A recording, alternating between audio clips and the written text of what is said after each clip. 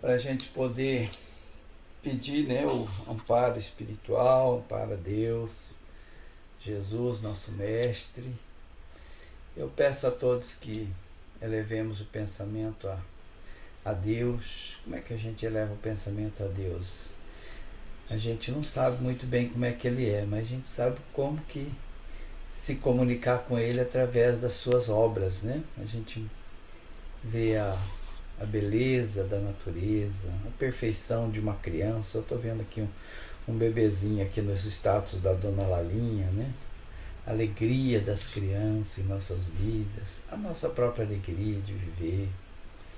Nós vemos Deus nas flores, nos animais, nas florestas, na alegria e na dor, porque a dor ensina-nos as lições da vida, nos fortalece na fé, na esperança. E eu digo gratidão, Senhor, por mais essa manhã de estudos da nossa doutrina, doutrina espírita, o Evangelho do nosso Senhor Jesus Cristo. Que a vossa paz, o vosso amor permaneça entre nós e que possamos, Senhor, cada vez mais aprender o seu Evangelho e colocá-lo em nossa vida, na nossa rotina diária, no nosso dia a dia. Que assim seja, graças a Deus. Graças a Deus. Graças a Deus. Muito bem. Então vamos à nossa aula de hoje. Hoje nós vamos falar sobre a família, nossa aula número 11. Família.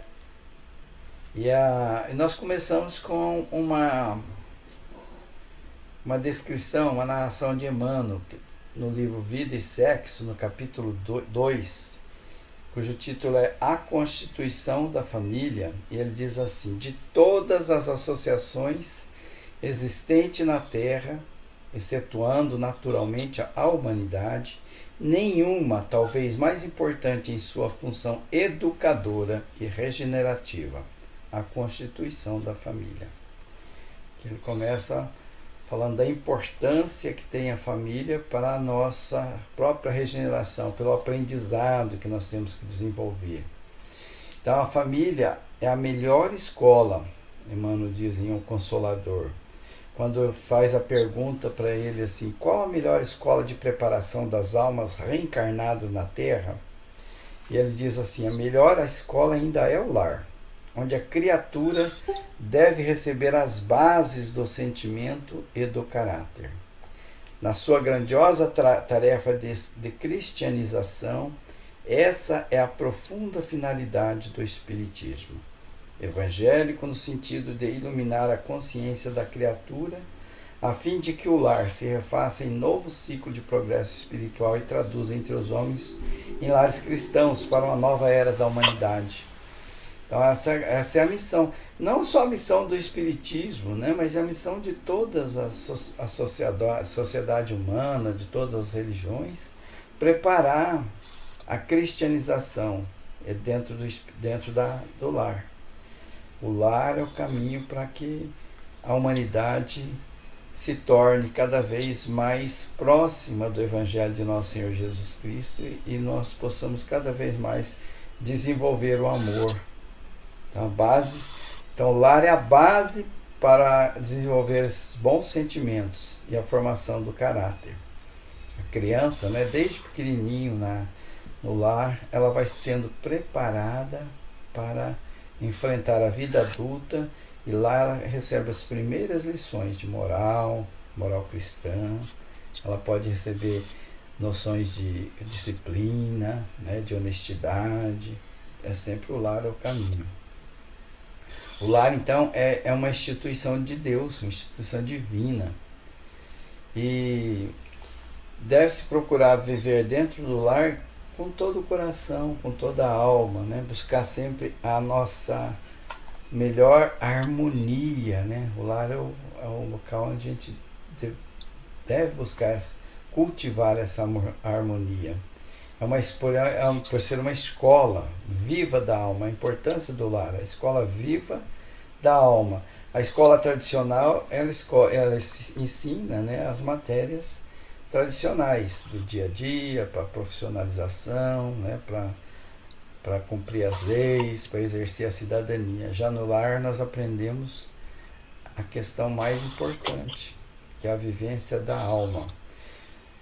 Quando o espírito retorna ao plano físico, através da reencarnação, nos pais são as primeiras imagens de Deus e da vida. Né? Para a criancinha, os pais são Deus, né? Que eles vê a grandiosidade, né? E a pequenez dele, a dependência dele diante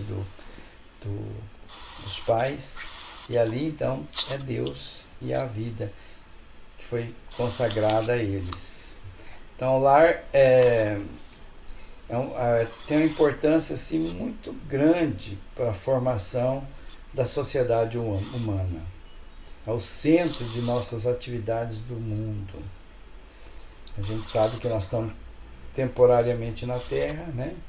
E o lar é preparado não só a criança para conviver no planeta Terra durante uma encarnação, mas ela se prepara para a vida espiritual também. E qual seria a função da família? A função da família ela tem como função educadora e regenerativa. Né? Então, educar a criança e auxiliar na sua regeneração. Dela surge o lar, na família surge o lar, garantindo os alimentos para a formação da civilização. Nela funciona o princípio da reencarnação, executando o progresso de ação do mundo espiritual. Ali no lar nós aprendemos a exercer o papel de filho, o exercício da paternidade, da maternidade. Então a função da família é o nosso aprimoramento. É a edificação do lar é que nós vamos formar o mundo melhor. Ali que nasce é a sementinha do mundo melhor. Então ela tem como função principal educadora. Daí a preocupação que todos temos é de ser exemplos de conduta, de comportamento para os nossos filhos, para a formação do lar todo. A formação da família parenteira, nós temos no Evangelho segundo o Espiritismo a questão que diz sobre parentela corporal e espiritual. E no Evangelho diz assim, que o corpo procede do corpo. Né? Então, a questão biológica, né? As relações sanguíneas mostram um tipo de parentela, um tipo de união familiar. Mas o espírito ele já existia antes da formação do corpo. Então a família, às vezes ela é formada por espíritos simpáticos, né? Espíritos que se amam, se aproximam, se afinizam, e outras vezes são espíritos estranhos, que não se conhecem, e outras vezes ainda são espíritos inimigos, adversários. Então, através dessa união na família, nós vamos corrigir essas dificuldades. Quando a gente fala em espíritos estranhos, é que às vezes aquele espírito tem necessidade de uma família para se educar, e a família tem a necessidade daquele perfil de caráter, de personalidade também para se educar. Então, uns educam os outros nessa convivência da família. Um aprende com o outro, um cresce com o outro. Então, no Evangelho diz assim que há duas espécies de família. As pelos laços espirituais e as unidas pelos laços corporais, que são os laços físicos. Aquelas dos laços espirituais, elas são duráveis, né, e se perpetuam através das encarnações. Já dos laços corporais, pode se perpetuar e pode se desfazer quando a pessoa desencarna, né, cada um vai para um lado. Mas é possível também que se una, cria aquela afinidade, aquele amor e permanece juntas. Então a família ela é formada sempre com o objetivo da evolução do espírito, do aprendizado. Isso está no Evangelho segundo o Espiritismo, no capítulo 14. Às vezes a gente fica pensando, né? O que eu tenho a ver com essa pessoa que está na minha família, né? A gente olha assim e acha estranho, né? Então aquela pessoa veio ali justamente para ser ajudada e também para nos ajudar nessa caminhada rumo à evolução espiritual. Nós somos ligados a ela pelos laços nem sempre do espírito, às vezes somente o laço corporal, mas sempre com o objetivo de aprendizado. E Emmanuel, em Vida e Século, ele diz que as pessoas unidas, né, nas vidas passadas, a vida terrestre então é formada de agentes diversos, né? Nós percebemos assim, em quem se encontra numa mesma família, afetos e desafetos, amigos e inimigos, para ajuste e reajuste indispensáveis antes das leis do destino. Então, a oportunidade que nós temos de corrigir as coisas, né? Através daquela reencarnação, através do nascimento numa mesma família, nós temos oportunidade de nos ajustarmos àquelas pessoas. Antes do berço, quase sempre o espírito conhece, se conhece plenamente, né? Desperta. E daí ele percebe os débitos que eles têm, né? Com a sua própria consciência, e através desse conhecimento, dessa consciência, ele sente a necessidade de remergulhar na reencarnação, no plano físico. E Emmanuel diz assim: pais, amigos, guardai convosco, ante o berço terrestre, a oração e o carinho, a caridade e a paz, porque sois responsáveis na luz da reencarnação por aquele que volta. Em nome do Senhor, a rogar-vos abrigo, a fim de burilar-se e servir, ofertando-vos ao mesmo tempo os mais novos oportunidade de elevação. Então, a reencarnação de uma criança em nosso lar sempre é a oportunidade de elevação, tanto para quem está nascendo, quanto para nós que estamos ali para auxiliar aquele espírito que está começando uma nova vida. E o casamento? Então, o casamento, às vezes a gente pensa assim: vou encontrar minha alma gêmea, né? Vou encontrar a pessoa ideal para a minha vida. E Joana de Ângeles, no livro SOS Família, ela diz assim que o casamento não é incursão ao país da felicidade, feita de sonhos e ilusões. Ela não fala uma coisa muito bonita aqui não, né? A gente acha que o casamento vai ser sempre só flores, né? Que a gente se finge, né, um para o outro no início, né, para conquistar, o caminho da conquista, e depois a gente se mostra como realmente somos.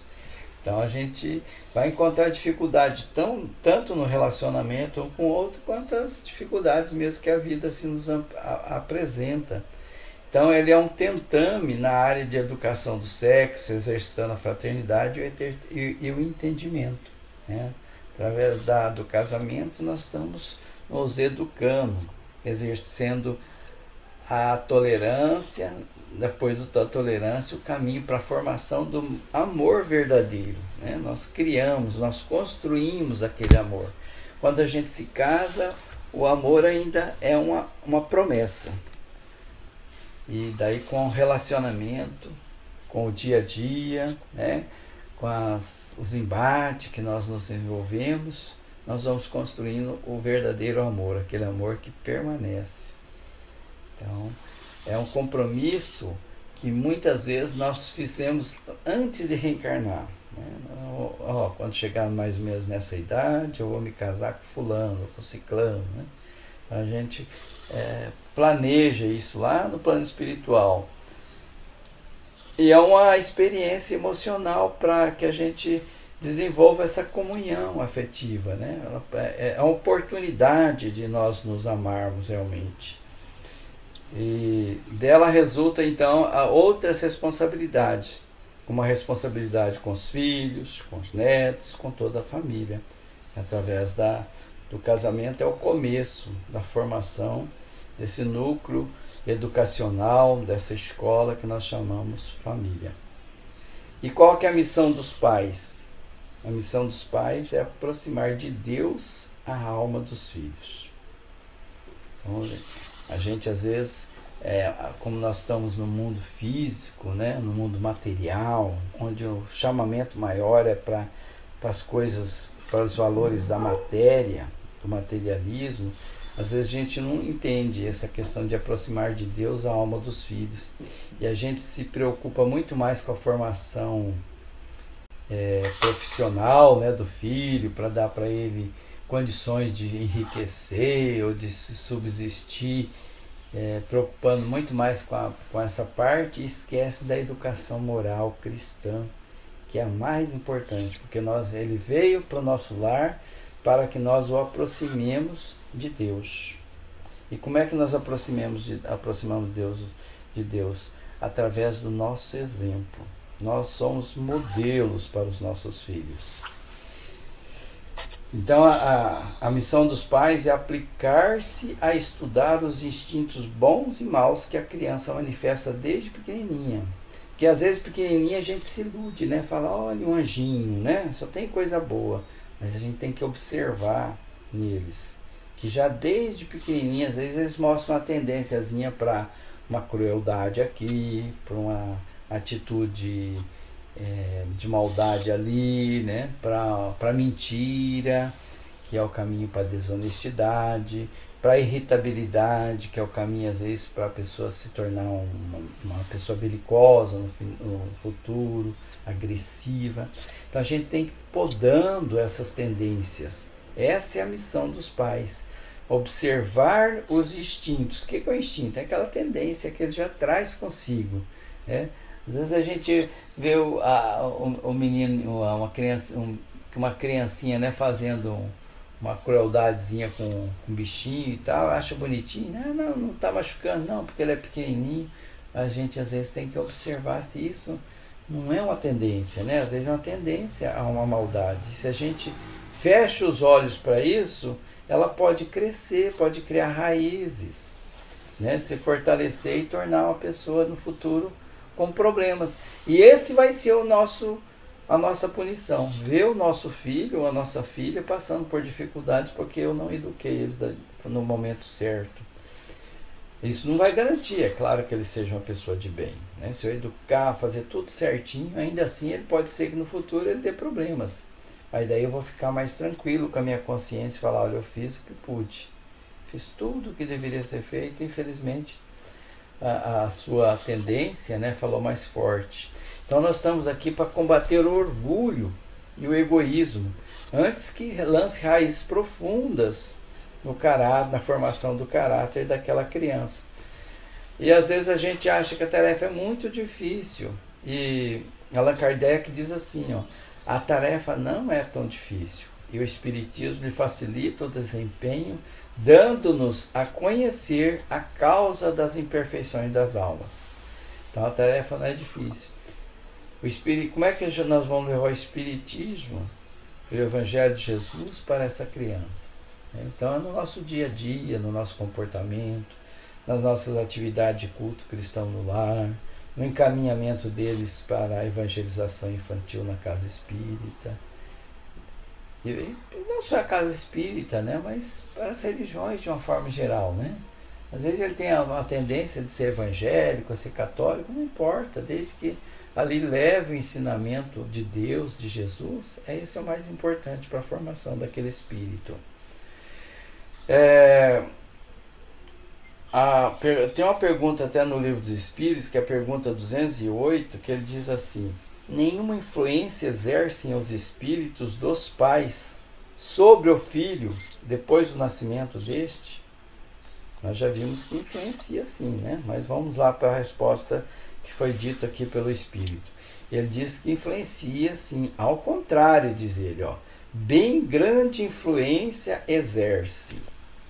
Conforme já dissemos, os espíritos têm que contribuir para o progresso uns dos outros. Pois bem, os espíritos dos pais têm por missão desenvolver os de seus filhos pela educação. Constitui-lhe isso uma tarefa. Tornar-se-ão culpados se vierem falir no seu desempenho. Olha só. Então, se nós falharmos nessa tarefa, nessa missão de desenvolver os bons hábitos, bons costumes nos nossos filhos, na educação dos filhos, né? Nós somos culpados por isso, somos responsabilizados por isso. E a evangelização infanto-juvenil. E Emmanuel, em Um Consolador, ele diz o seguinte: o período infantil em sua primeira fase é a mais importante para todas as bases educativas. Os pais espiritistas cristãos não podem esquecer seus deveres de orientação aos filhos nas grandes revelações da vida. Emmanuel, em Um Consolador. Então, a primeira fase, eles costumam até dizer que é os primeiros 7 anos, né? Forma-se 80% diz que da base do caráter, da personalidade da criança. Então, os primeiros anos de vida é muito importante para dar bases seguras para os nossos filhos, nossas crianças. Os pais espíritas podem e devem matricular os filhos nas escolas moral espírita cristã, para que os companheiros recém-encarnados possam iniciar com segurança a nova experiência terrena. Isso está no livro Conduta Espírita de André Luiz. A gente pode e deve encaminhar os nossos filhos para a evangelização. Geralmente acontece no sábado ou no domingo, né, nas escolinhas de evangelização infantil. E a responsabilidade dos filhos, como é que é? Né? Porque tem o outro lado também. Então, Allan Kardec, em Evangelho segundo o Espiritismo, diz assim: honrar a seu pai e a sua mãe não consiste apenas em respeitá-los, é também assisti-los na necessidade, é proporcionar-lhes repouso na velhice, é cercá-los de cuidados como eles fizeram conosco na infância. Sobretudo para com os pais sem recursos, é que se demonstra a verdadeira piedade filial. Então, aqui a responsabilidade de volta, né? Se nós demos uma boa educação para os nossos filhos, é mais fácil quando eles crescerem também eles terem essa responsabilidade para com os pais. Esse amor, né, de querer proteger, de querer assistir os pais. É claro que isso não é uma regra fixa, né? Tem filhos que já vêm com as tendências que é muito difícil para se mudar mesmo, né? André Luiz, em Nosso Lar, ele fala sobre os problemas no lar. E ele lembra que o lar a gente deve buscar evitar aquelas palestras mais fúteis, né? Evitar as futilidades, né? E buscar também a harmonia, o amor, evitar o monstro da tirania, lembra aqui no André Luiz em Nosso Lar, né? Que alguns lares, né? Principalmente por conta nós temos uma visão mais masculina, né? da dominação, alguns pais tiranizam tanto a esposa quanto os filhos. E então a gente precisa buscar criar dentro do lar a tolerância, o amor, o respeito, a fraternidade, né? Porque no começo tudo são flores, como nós dissemos anteriormente. Depois vai se conhecendo e daí vai criando alguns embaraços, algumas dificuldades no relacionamento. E daí é o momento de se voltar e construir o amor, né? De perceber a necessidade de tolerância, de respeito. Então, ele diz aqui, daí em diante, né, quando a pessoa perde a beleza inicial, né, daí em diante, os mais educados respeitam-se, os mais rudes mais se suportam. Por mais que se unam os corpos, vivem as mentes separadas, operando em rumos opostos. Então, alguns problemas surgem no lar. E como que a gente pode melhorar isso aí, né? Como é que a gente pode corrigir? Aí ele diz aqui, Cristo em casa. Cristo no lar significa a comunhão da esperança com amor. A sua presença produz paz e desperta a necessidade de auxílio. Com Jesus em casa, acende-se as claridades para o futuro. Como é que a gente coloca Jesus em casa? Nos nossos cultos cristãos no lar, nas nossas brigas, né? Costuma-se dizer assim, ó, quando você vai discutir alguma coisa, você imagina assim uma cadeirinha Jesus ali, ó, sentadinho, a outra pessoa que você está debatendo e você, né? Que aí na frente de Jesus você fica meio envergonhado de tratar mal o outro. Aí a gente começa a se reconciliar.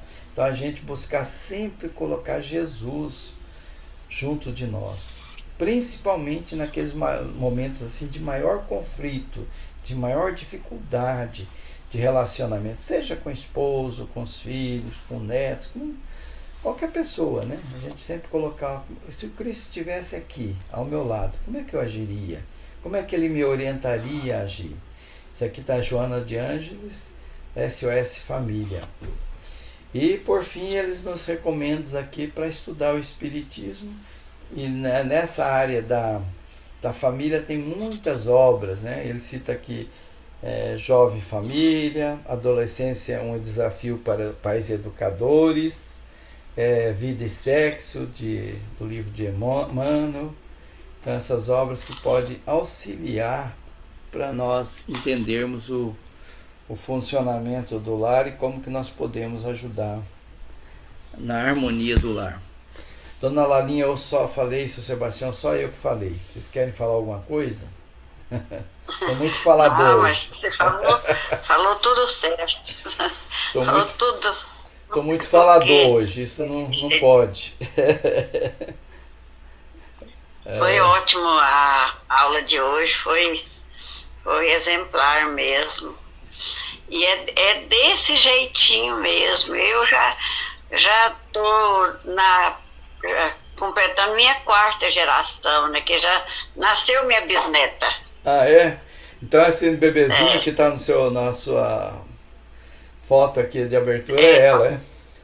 Tá de olhinho fechado aqui, é bem novinha, parece assim. Ela está no hospital ainda. Ela está no hospital. Ela não veio para casa ainda não. Ela nasceu prematura de 8 meses, aí está no hospital ainda. Está se fortalecendo. Mas está bem, graças a Deus. Ela nasceu magrinha, ela precisava de engordar. Não sei porquê, mas a mãe dela não é uma menina mais. Essa menina é filha do meu neto mais velho. Ele tem 21 anos. E a mãe da menininha tem 38. Esses dois são diferença de 17 anos, a mãe e o pai. A mãe e o pai. Da mas pequena Maria Alice. Uma criança em casa é uma alegria. Como é que é o nome dela? Maria Alice. Maria Alice, olha só. Nome bonito. Maria Alice. Seja bem-vinda, Maria Alice, né? Quem será esse coleguinha que veio participar da família? Trazer alegria, trazer luzes para todos. E trazer muita luz para nós. Sim. Pois isso aí eu já, no alto dos meus 71 anos, já tenho vivido muitas coisas. Sobre esse negócio de família, assim, a gente sente quando tem algum indiferente. O meu neto mesmo, esse,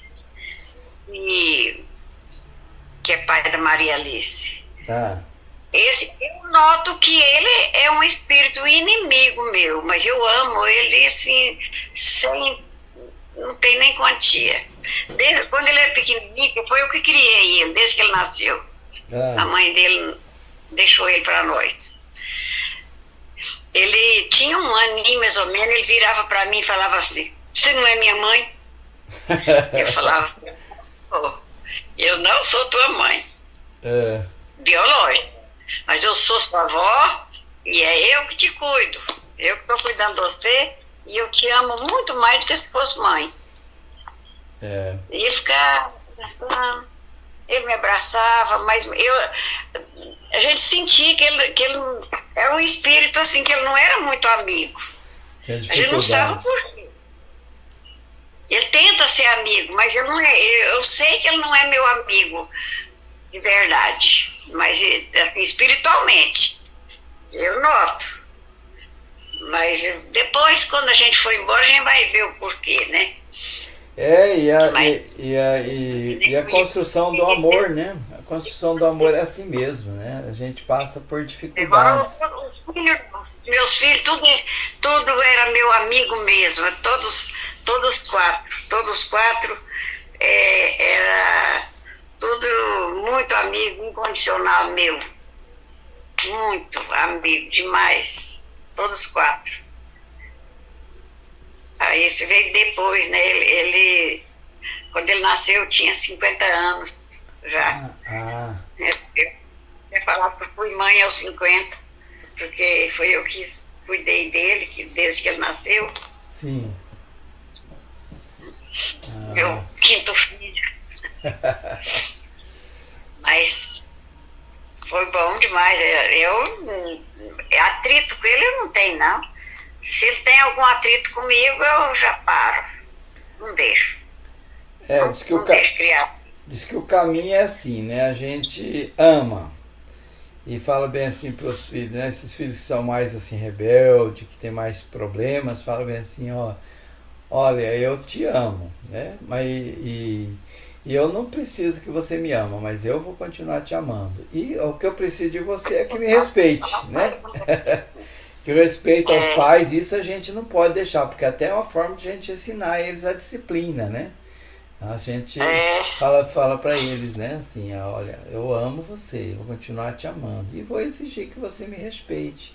O teu amor por mim. Porque ele era pequenininho, quando ele não falava ainda, eu fazia questão de falar para ele no berço que eu amava ele muito. Isso, esse é o caminho. Quando tá dormindo, né? Que daí ele tá emancipado, ele ouve melhor. A partir da mãe eu não tive como falar muito com ele, né? Porque a mãe era um pouco arredia, mas depois que ele nasceu, aí eu falei ele.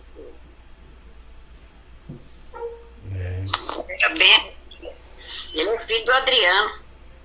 Do Adriano. O Adriano foi vô com 43 anos. Eita. Essa é neta do Adriano. Neta do Adriano.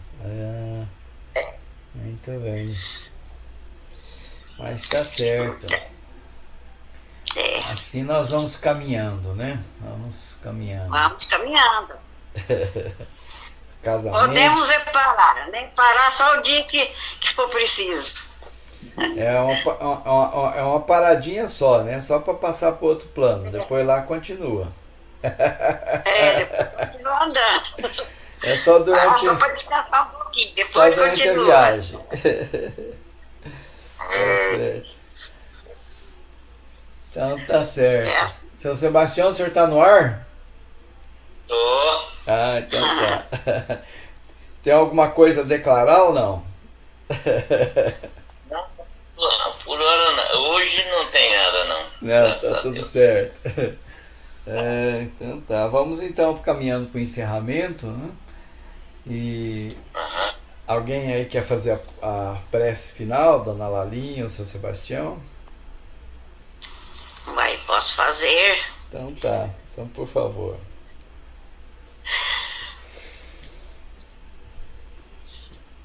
Pai nosso que está nos céus, santificado seja vosso nome, venha a nós vosso reino, seja feita a vossa vontade, assim na terra como nos céus.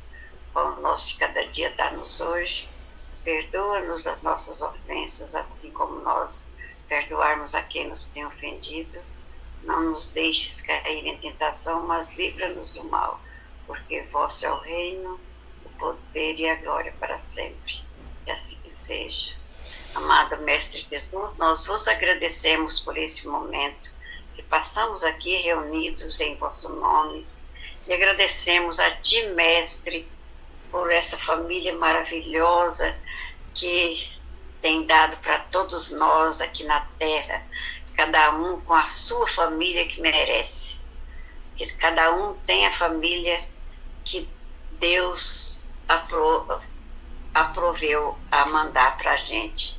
Então eu agradeço muito a minha família que Deus me deu e agradeço por a família do mundo todo, essa família maravilhosa brasileira que Deus mandou para nós. E pela família também do nosso amigo Odilon, que deve ser uma família muito linda. E pedimos a Ti, Mestre Jesus, que continue sempre nos abençoando, como sempre tem abençoado a todos nós, dando-nos força, coragem e perseverança para continuar a caminhada e continuar nesse aprendizado. E pedimos a Ti que nos abençoe e proteja durante essa semana e que no próximo sábado poderíamos estar reunidos novamente nesse aprendizado com a aula número 12, né, no próximo sábado, se Deus quiser. E que assim seja. Amém. Que assim seja, graças a Deus. Gratidão. Muita paz para todos nós. Até a próxima, se Deus quiser. Se Deus quiser. Até. Tchau. Bom dia.